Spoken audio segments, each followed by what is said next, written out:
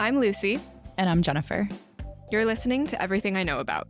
Each week, we share everything we know about a new topic, equipped with some internet research and a little too much exposure to pop culture. So today, we are talking about dreams and if we can interpret our dreams, if we should. We're starting off with what exactly is a dream from a biological perspective, why we dream, and then we're going to explore the history of dream psychoanalysis in the 20th century leading up to today. Some of the research-driven ways that we can analyze our dreams, and then the most universally common dreams that we have and what those dreams might mean if you're having them. So I was originally drawn to this topic because I do have a few recurring dreams, and I always felt like it was one of those woo-woo topics that it doesn't really have a lot of scientific basis, like it's pseudoscience. So I never put too much stake into it. I just thought it was like one of those fun, interesting things like tarot cards or astrology or something. I stumbled across a psychiatrist who actually was doing research into dream analysis. And she was like, no, like actually sometimes when you're dreaming about your ex or like diving into your past, it's not that you're like missing this person. It's your subconscious trying to get a lesson that you already learned in your past and apply it to today. So it's like your brain learning. And I was like, oh God, is there like actual meanings to my dreams beyond just, like random BS that my brain is drudging up? So yeah, that's what kind of led to today's topics. Do you have like a reoccurring dream? I have this reoccurring dream that I've had since I was like 5 years old, which is really weird. All right, let's hear it. It's like a scene almost, like the opening of a movie. And it has to do with my cousins who I haven't seen since I was like 7 years old, like some estranged family. And one of them is getting hit in the face with a frying pan and like kind of bloodied. It's oh like, you're hitting them or you're just watching? I'm just watching it happen. Like they're on a rope swing. And when they swing forward, they get hit with a frying pan on the head. And it's like gruesome. Yeah, it's like it's not great. But like, it's more like the settings are recurring. Like I have certain settings and like certain worlds that I come back to in my dreams. And I can also lucid dream occasionally. So like my dream worlds are very vivid and I'll dream that I'm awake and like getting ready for work or something when I'm actually not, like I'm still sleeping. Like my dreams are like really wacko and disrupt my sleep a lot. Wow, that's fascinating. I generally don't remember my dreams. I do if I happen to wake up in the middle of one, but if I'm just like having a normal night's sleep, like I sleep really well. I sleep 8 hours easy, like I sleep as soon as my head hits the pillow. And I know you have insomnia, right? So yeah, maybe that's part of the reason. I mean, we'll get into it in the conversation. Yeah. Do you track your sleep with anything? No. I used to do I had this alarm on my phone where you put the phone face down on your bed. And I guess based on the movement of the phone on the mattress, it is supposed to tell you how much REM sleep you're getting. I don't know how accurate that actually is. I mean, I know now there's like a bunch of wearable devices, so I'm sure those are way more accurate. I had that alarm clock too. Didn't it try to wake you up when you weren't in REM sleep? Yes. Yeah. Okay. So I definitely had that too on my phone. I had a Whoop strap that was like crazy giving me sleep analysis, but I just got an Oura ring. And today I woke up in the middle of a dream and I looked at my analysis on Oura and I was in like the middle of a REM cycle when my alarm woke me up. I was dreaming about Dylan Sprouse, which is really weird. I'm not like I'm not into like celebrity culture or anything, but I was like dreaming of Dylan Sprouse with Barbara Palvin, his wife, like the supermodel. Yeah. And we were like they're in a fabulous Prague. couple. They're really hot. Good for them. But like they were like in Prague and Barbara was like leaving him for the holidays or something. She was like, I will die without her. It was like very poetic. And then I like woke up. It was very strange. Wow. Do you keep like a dream journal or log any of these? No. I want to forget about them as soon as possible. I mean, clearly, I don't need to be like carrying that around. Like Barbara Palvin and Dylan Sprouse not really doing me any good in my waking life. The topic we're going to start with is what even is dreaming? What biologically causes us to dream? And so first, why do we dream? The short answer is we don't really know. But the prevailing theory is that dreaming helps you build memory, consolidate skills and habits, and process emotions. So it's basically like a rehearsal for various situations and challenges that you face during the daytime. Other theories are, one, that it's just mental housekeeping. Maybe our dreams are weird because it's our brain's way of cleaning up and clearing away partial or unnecessary information.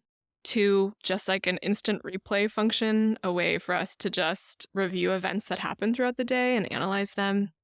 And then 3, that dreams have no meaning and it is just incidental brain activity. So when do we actually do most of our dreaming? You can actually dream throughout any phase of sleep, which I didn't know. Really? Yeah. So it is definitely more common that it happens during rapid eye movement REM sleep. And that's what I had thought, but actually can happen at any period. I think the reason we associate it with REM is because REM is when you have the most vivid dreams, since your brain activity, your brain waves are most similar to when you're actually awake. That also means it's easier to remember those dreams because what influences whether we remember a dream is like how awake our brain is. REM sleep is not distributed evenly throughout the night. On average, adults get about 2 hours of REM sleep a night, and the majority of that happens during the second half of your normal sleep period. So that means that dreaming tends to be concentrated in the hours before waking up. And it is definitely true that if you wake up during REM, you are far more likely to remember your dream. A 2011 study in the Journal of Neuroscience showed that people who have more theta brainwave activity in their prefrontal cortex, which is where your dreams are generated, after waking from REM sleep, have better recall. And that activity is what drives our memories when we're awake. And since I don't really generally remember my dreams, I was really curious, like, what influences how much I'm able to remember and like when I remember versus when I don't. And so it's so challenging to remember our dreams because when we first wake up, memory encoding in our brain is just very fragile. Like an alarm clock, a distraction just makes it so these fleeting memories are never encoded into long-term memory. So if you're trying to like better remember your dreams, the advice that they give is that you should try to wake up naturally, try to just sit there, be calm and meditative when you first wake up, and then immediately write down your dream to encode it into long-term memory. Oh, interesting. There's been studies that have shown that in a research environment where medical researchers woke up patients during REM, 80% of people actually remember their dreams. In normal life, young adults can remember their dreams only once or twice a week. Wow. And how often would you say that you remember yours? Probably the once or twice a week when I wake up, but because I don't write them down, it's often very fleeting. Like if I wake up and I immediately turn around and tell my husband Avery like what I dreamed about, even maybe as I'm telling the story, it's already flying away from me. Yeah, I've definitely had that experience too. So if we don't remember our dreams, is it possible we're just not dreaming at all? Or is it like we're still having the dreams, it's just not sticking? Yeah, most likely you still are dreaming. There are situations where you don't have any dreams, but that's usually because of medication you're taking or some like more serious condition. If you're just sleeping normally, you're not suffering from narcolepsy or sleep apnea, you do dream, you're just most likely not remembering it. Wow. On average, like those are the numbers I shared, right? But for individuals, some people remember their dream almost every other day. Others report virtually no dream recall. And scientists have looked into, is it because of who you are that enables you to remember more or less? Or is it based on the state you're in when you're falling asleep or when you're waking? And what they found is actually gender plays a role. So a meta-analysis that combined data from 175 individual studies concluded that women were significantly more likely to remember their dreams. Wow. Okay. Yeah. Go off, girls. The reason is kind of sad, though. The pattern is because women are more likely to be poor sleepers and active dreamers. And like I just said, if you wake up a lot during the night, you tend to remember your dreams. Okay, don't go off, girls. Yeah. And that effect was found throughout many age groups, from children to older adults. And I thought this was really interesting. So I found this study that Dr. Kelly Bulkley, a psychologist, did in 2014, where she used a computerized word search program built into the Sleep and Dream database, which is an open access digital archive and search engine of dreams. And she looked at about 3,000 women's dreams and about 2,000 men's dreams. Compared to men, women dreamed more about fear and more emotions overall. So the words that came up in her word search were about family members, friendly social interactions, visual perceptions, and colors. Whereas for men, they had more references to physical aggression and sexuality. And the words that came up in their word search were transportation, money, and weapons. It seems so stereotypical. I know. And the research has shown that like our dreaming lives and our waking lives are very much interconnected. Men like transporting caravans of weapons, and that's just like filtering into their dreams. What does that mean for the men? Yeah, I feel like some of that is just how we're socialized, right? Like women are socialized to be more in touch with their emotions. Personality also plays a big factor into whether you can remember your dreams or not. There's the Big Five psychological trait theory from 1980. They are 1, conscientiousness, 2, agreeableness, 3, neuroticism, 4, openness, and 5, extroversion. It's used in a bunch of different studies, but for dreams in particular, the only trait that was found to be correlated with dreaming is openness. So if you are a more open, which they define as inventive and curious person versus a consistent or cautious person, you will actually recall your dreams much more and you will tend to have more vivid dreams. Anything novel, intense, or unusual, we are far more likely to remember than just dreams about general patterns, general things. Wow, that's really interesting because that almost seems like a correlation with like imagination and creativity. Yeah. And so then how do you have more vivid dreams? The things that cause more vivid dreams, other than these like traits based on you as an individual, there are states based on how much you sleep, how you're waking, how well you're sleeping that also impact your dreams. And a lot of the reasons people have vivid dreams, more like nightmares, is because one, you're just not sleeping enough. So if you're really sleep deprived and then you go to bed, you're going to have more REM because your body is trying to catch up. Certain medications, like for depression or beta blockers, are actually known to cause nightmares. Another factor is sleep disorders like narcolepsy, insomnia, and then also just being pregnant. Pregnancy causes your sleep to change and you to have more vivid dreams, often unpleasant dreams, because you do have also increased stress, and that's the last factor. The flip side of these like vivid dreams that are not as negative is lucid dreaming. We really don't know a lot about lucid dreaming because it's just self-reported, so there's no way for scientists to actually objectively measure it. The only thing they can tell is that you're an REM, and then they're relying on the person when they wake up to tell them if they could control their dream or not, because lucid dreaming is the experience of achieving conscious awareness while dreaming, while you're still asleep. There's not a whole lot of data in terms of numbers on it, but there are some supposed techniques.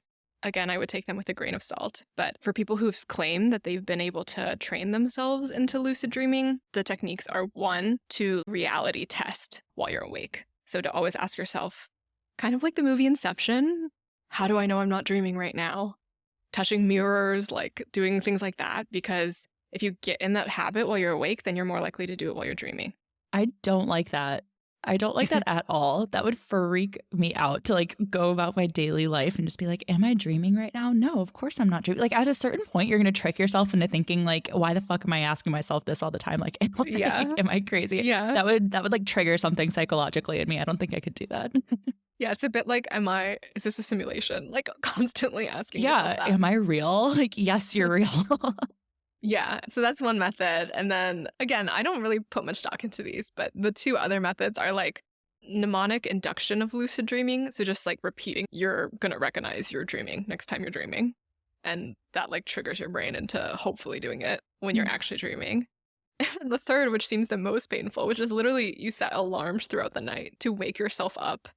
And then when you fall back asleep, apparently it's easier to lucid dream. But I'm curious because you said you've actually experienced lucid dreaming. So what was that experience like for you? Did it just happen randomly or did you try any of these techniques? No, I definitely don't try. It happens probably like once a month, once every other month. But it's not like, I mean, there's people who report basically like astral projecting into a different realm and like being able to like control everything. It's definitely not like that. It's just like, oh, I know I'm dreaming. And like maybe I'm talking to somebody who I haven't talked to in like 15, 20 years. And like I want to ask them a question and I'm like aware of the fact that this isn't reality. And so I'm like, oh, I want to like ask them this question I never got to ask them. Or I'm aware that it's a dream and I'm like, oh, I remember I had this dream a few weeks ago and like I remember this setting. And so I'm like aware of the fact that I'm having a repeat dream at the time and then can kind of like navigate my way through the world a little bit differently.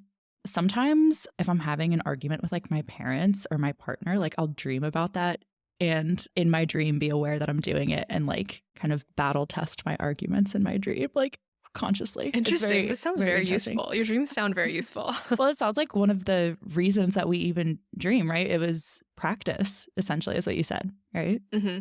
Like, yeah, rehearsing, exactly. So it's like maybe my brain is just really needs some rehearsal. I don't know. Yeah, I mean, the nightmares I have are generally because if I'm like getting a performance review the next day and I'll have a nightmare that very night before my performance review that like I failed.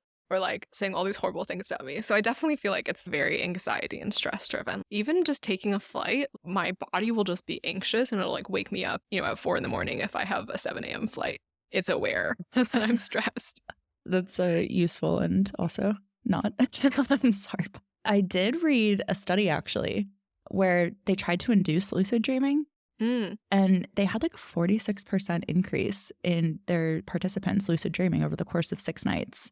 And they intentionally woke them up, like you said. I think it was like once every 2 hours, they woke them up and were like, what were you dreaming about? Made them talk about it, kept them awake for 30 minutes, and then gave them a low dose, I think it was like glutathione, I don't know, some drug.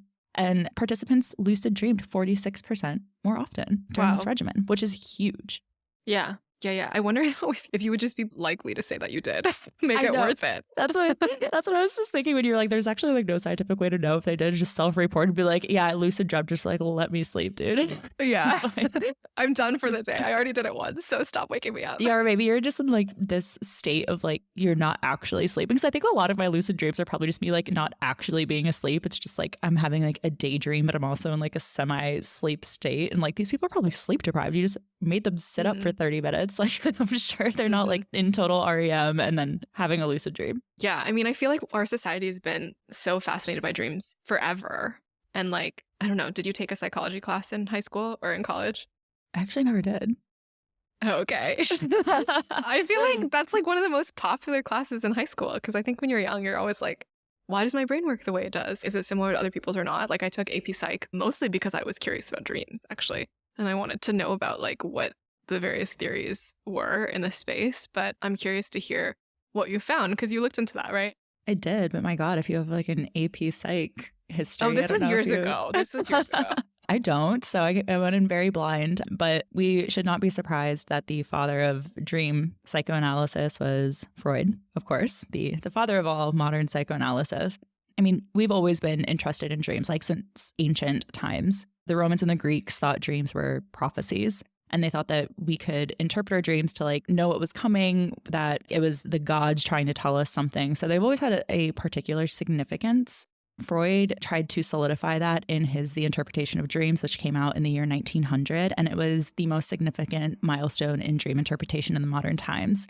So Freud, of course, is very big on sexuality. He kind of has a rap for all of his theories leading back to sexuality. And in reality, a lot of his talk about sexuality is really about reproductive drive and like the biological mechanism of reproduction. So it's not like explicitly sexual. And he thought that dreams were related to this as well, that it was actually repressed desires of ours that were coming out in the subconscious mind and coming through in our dreams. So he thought that by interpreting our dreams, we could understand the desires that our conscious brain will allow us to fully explore and realize.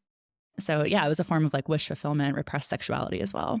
Not surprising. And so dreams for him are like the unconscious mind. They don't interact with your awake life, right? Yeah, it's like everything your awake mind represses into the subconscious comes out in your dream, the desires specifically. And then his contemporary, Carl Jung, also his student, yes. He was greatly influenced by the interpretation of dreams and Freud. As he matured in his scientific analysis, he diverged from Freud quite a bit, and he came up with a theory of universal interpretation.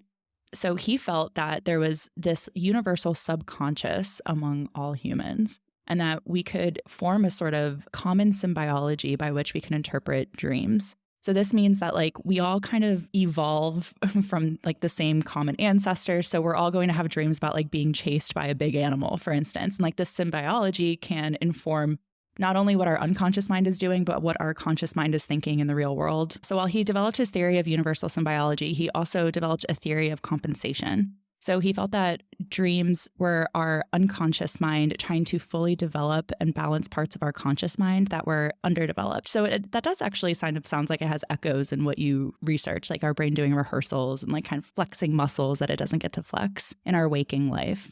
And so he felt that while we all have like universal themes stemming from our common biology, it also needs to be interpreted on an individual level in a more nuanced sense than maybe Freud was doing it. And then Calvin Hall in the 1950s. So he came up with a more modern interpretation that I think kind of trickles into some of the modern psychology that we see today, which is that dreams are like plays or enactments based on ideas that the person has about themselves, about the outside world, and that dream interpretation could actually help a person better understand themselves and their own behavior. It's like, okay, if I have like this symbol, I can tell you what that means about your belief about the world and then thus what that means about you. Yeah, so Calvin Hall, he and this other psychologist, Robert Van de Castle, in the 1960s created a large-scale coding system to analyze various facets of dream content. It is still widely used and referenced. There were many dream classification systems before that, but his really represented this turning point. And most modern studies are actually based on this up until very, very recently. The people who really, really believe in it say that it is, quote, completely objective and quantitative. It does not draw on case histories, free associations, amplifications, symbolic interpretation, or any other material from outside the dream reports themselves. And they're usually conducted blind. So for that reason, it's considered a fairly strong attempt at empirical research when it comes to this topic of dreams that is really difficult to actually study in a scientific way. The way that it works is you code dreams by characters, social interactions, activities, successes and failures, fortunes and misfortunes, emotions, settings, objects, and descriptive elements like time, color, size, etc. Oh, who remembers their dreams in this much detail? So even from what I just said, like, it's a very complicated system. And that's part of the weakness of the system, is because you do have people manually hand coding these things. And obviously that's both really, really time consuming, but also very prone to mistakes or how like an individual would perceive or categorize the dream that they're analyzing.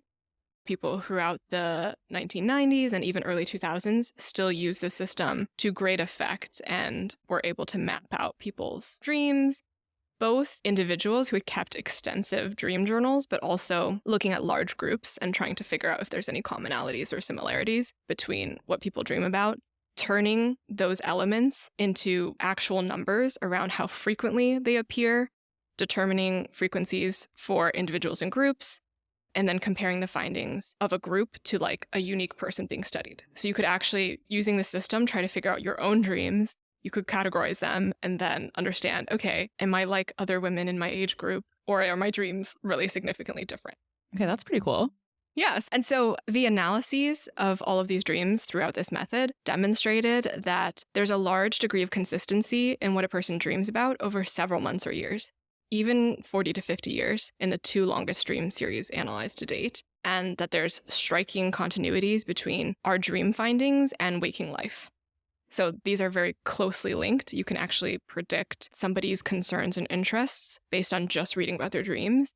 And then when they map that against the actual person and like interviews with that person, it like very much matches what they're actually thinking about on a daily basis. And so they use those findings to basically suggest that our dreams really do have meaning, that they're not random brainwaves, just clutter that we're trying to get rid of. So just to clarify though, it's our waking life that's informing our dream, not vice versa. Correct. There was a new approach in 2020 that came out called the structural dream analysis, the SDA, which is based on the assumption that the meaning of a dream consists not so much, like Hall and Vandecastle said, based on certain symbols or elements, but more in the relationship between these elements and in the course of action which the dream takes. So it's structure. So you can think of it like as if a dream was a novel or a story, where it's more about the plot and the order of things that happen and how things climax or how things resolve, rather than taking that dream and breaking it into specific elements and then counting the number of elements in that dream and across time within a series of dreams. Fascinating. Okay, that feels more intuitively right, but what does that have to say? So it's a different approach, right? Like the Hall and Vandecastle, they're saying that is objective and like quantitative, because all you're doing is theoretically counting. Though, as I mentioned, obviously there's a human interpreting it to begin with. This approach is more qualitative because there's not a way to count plot, right? Like you are relying on someone to interpret when the peak of a story is or when it falls. And it's very much based on Jungian psychology, which is that the dream uncovers the unconscious. And so as dreams progress in and of themselves, but also over a period of time, we're actually like resolving things in our unconscious. So the way that this works is, 1, you look at the dream like it's the plot of a book. You identify the climax, what happens after it, etc. 2, you look at the fate of the protagonist. So what is the dreamer doing? Are they actively involved? Are they a passive observer? Are they powerless, etc.? 3, you break the dream into parts like the initial situation, situations where they're receiving help or support, any situations where they're facing challenges. You do look at symbols in the context of this. So if like a dog appears a lot, making note of that. And then the goal is to understand the symbols in the context of the dream, and then overall, over an entire series of dreams, how do all of these trends play together? The results of some of this, a major finding was that a high percentage of all dreams from all cases can be categorized by a very limited number of structural patterns. So the most general pattern can be described as the ego, the dreamer, is confronted with a requirement.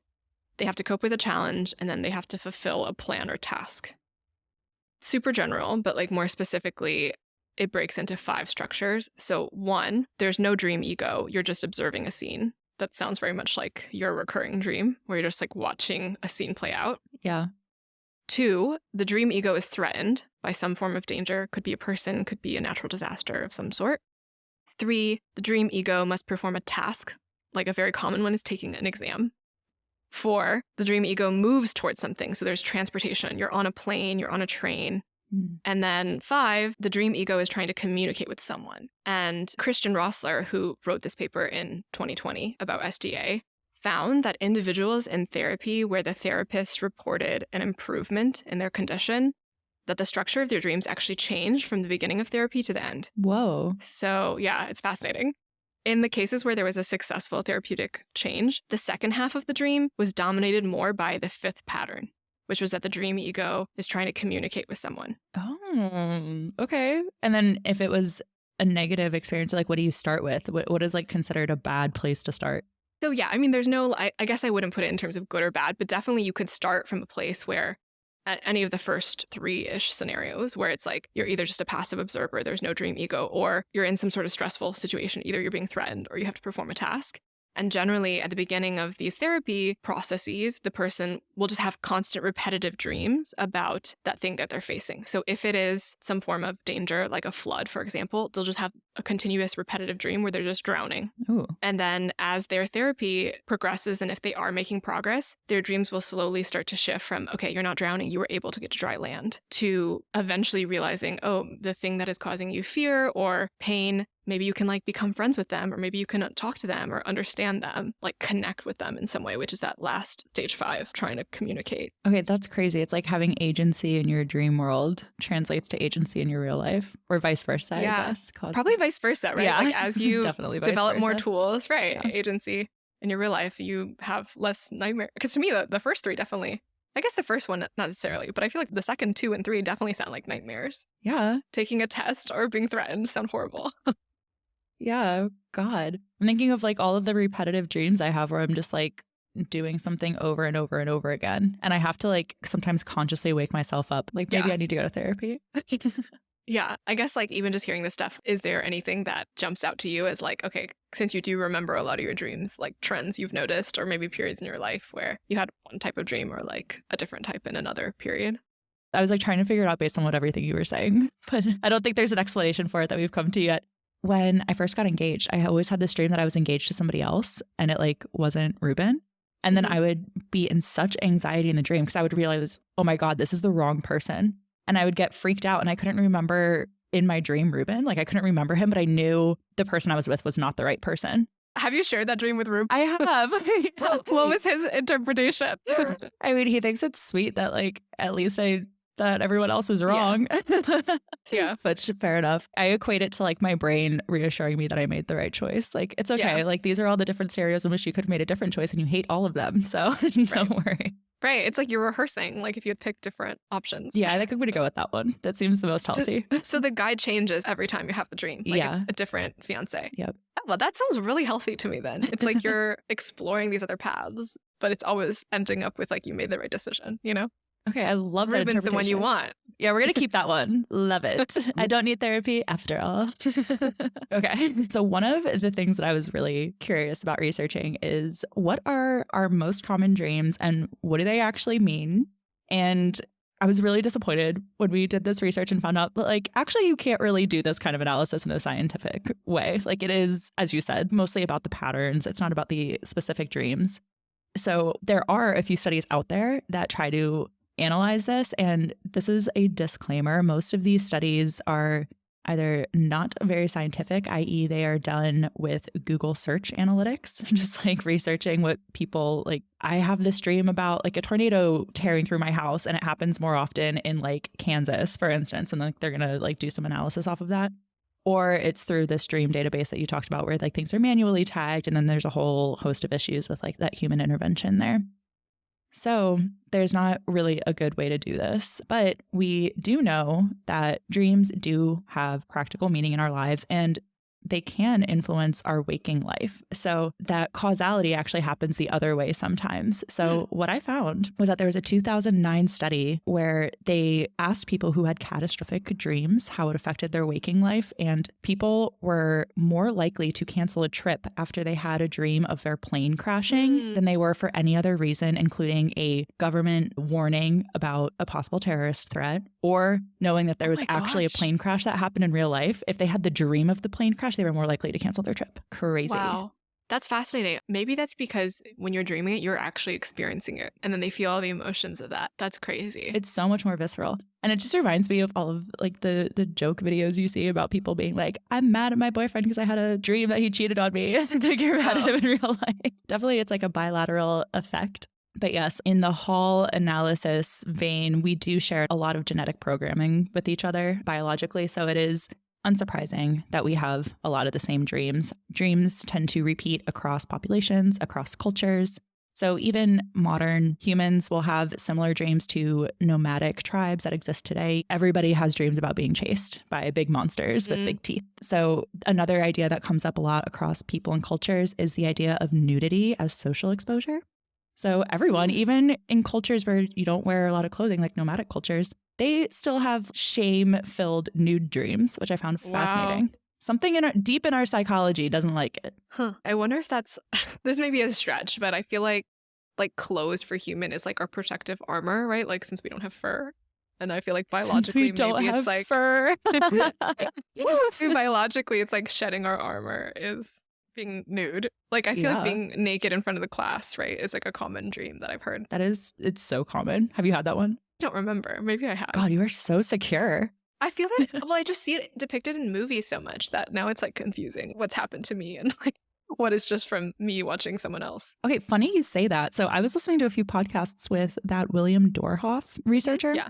So he's probably the most prolific dream researcher, if not in the world, then definitely in the United States. So he's out of the University of California, Santa Cruz, and he runs the Dream Bank website and spearheads that whole research division. But he was saying that like a lot of these dreams that we see pop up again and again, like the teeth falling out dream, like I'll get into that in a second, but that is the most common dream that people talk about is like their teeth falling out. Weird. Yeah, and there's reasons for it. But he said that even though people recognize that like this dream and like the falling dream, that's very common, they actually might happen more often because we know that they're common dreams and we're priming our brain to think about them. Yeah. So to your point, we all kind of know that there's like the, oh, I showed up to school naked dream, like portrayed in pop culture. And so like maybe that's why it's happening. Yeah, it's so hard to determine cause and effect with all these things. I guess that's just like back to the beginning where it's like the levels of consciousness, right? I feel like they're all so intertwined. So it's really tough to know like, okay, I'm actively making this decision or it's something subconscious happening under the surface. And like my subconscious is influenced by all of the things I absorb on a daily basis. Yeah, totally. And there was a study done on like exactly this, like how much is our waking world absorbing into our dreams and our subconscious mind. And there were 3 separate studies done on college students. They were asked to keep a dream journal, I think for 60 days. And it was done in Canada, Hong Kong, and Germany. And surprisingly, in all 3 cohorts, they dreamed about the exact same things. They had the top 10, like most common dream patterns were the same across all 3 countries, except for just in different orders. Whoa. Which I thought here, I'll tell you what the Hong Kong students dreamt about the most. So their most common dream was schools and studying, being chased or pursued, falling, arriving late, failing an exam, a person now alive who was dead. I think that just means somebody who like died who's like alive in their dreams. It's not like a zombie situation, I don't think. I didn't think it was a zombie situation. Thanks for clarifying. Trying again and again to do something, soaring, frozen with fright, and sexual experiences. So the thing to note here is schools and studying was first, sexual experiences was last. In Germany, however, they also still had schools and studying as the first, being chased or pursued. Sexual experiences was actually the third most common among the German cohort. And then in the Canadian cohort, sexual experiences was second most common, followed by schools and studying. Interesting. Yes. So while the idea here was that we all are having similar experiences as college students across cultures, like we're going to dream about school. But depending on your culture, you might dream more frequently or less frequently about sexual experiences, which seems to check out. Yeah, like how preoccupied are you with getting a good grade versus dating that cute girl in your chem class? Yeah, the Canadians need to chill, bro. They're too horny. So yeah, about that teeth falling out dream. So this one I thought was super fascinating because during the pandemic, this dream blew up. The search for teeth falling out was, I think, up like 300% or something. Like it was like a lot. Like people were I've never heard of this. Really? What is the teeth dream? Is it just that? Your teeth fall out of your mouth? Yeah, like you're having a dream that like your teeth are falling out, like they're crumbling. I've never heard of that. I've had this dream before. You've never had it? No. You've never even heard of it? Now I'm going to have it tonight. Yeah, now you're going to experience it. I started having it when I had Invisalign because I was having a bunch of anxiety that I like wasn't doing my Invisalign right, or because it was like so expensive and time consuming. I was like, this needs to go right. And then I would have these dreams that my teeth were falling out. Anyway, so. Well, that makes sense. But is this just because a ton of people get braces, or why are people dreaming about this? So like I said, it shot up during the pandemic. There's a few reasons. So it has to do with stress and anxiety. So the more stressed you are, the more you're grinding your teeth and the more you're clenching at night. And actually, tooth pain and jaw pain at night makes you dream that your teeth are falling out. So they're correlated. Also, during the pandemic, dentists were calling out the fact that patients were coming in with grinded down teeth and that it was becoming a real problem.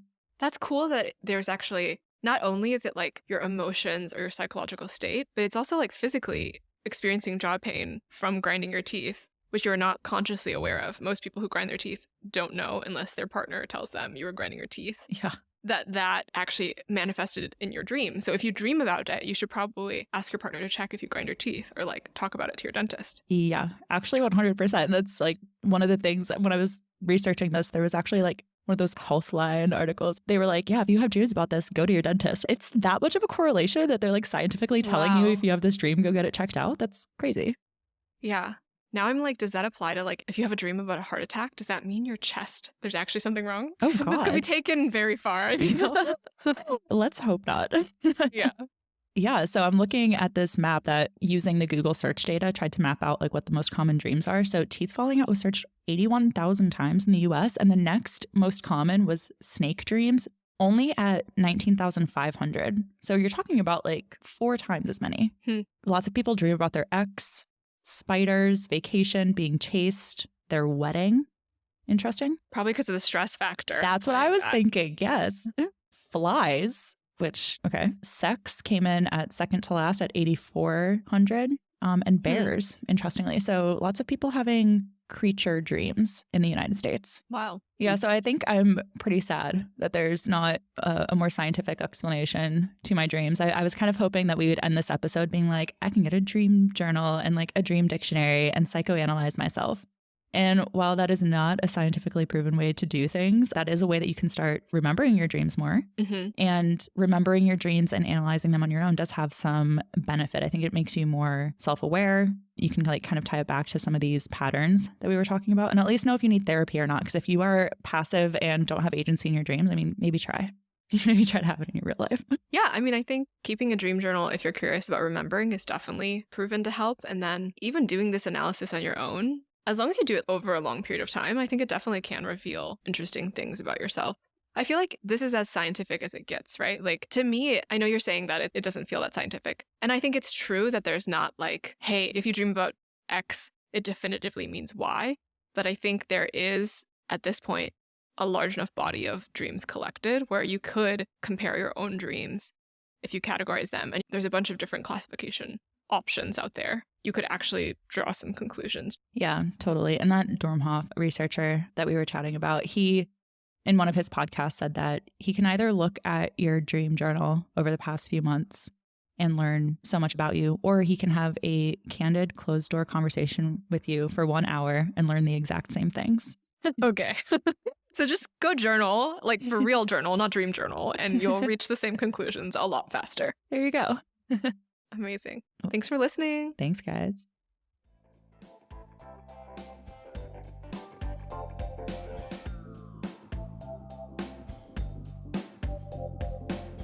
If you enjoy the pod, we would love for you to give us a follow and rate us on Apple Podcasts, which helps us get the word out and reach new listeners. Full transcripts and show notes are available on Patreon, where if you choose to become a patron, you'll also get access to bonus content, our monthly book club, and our eternal gratitude.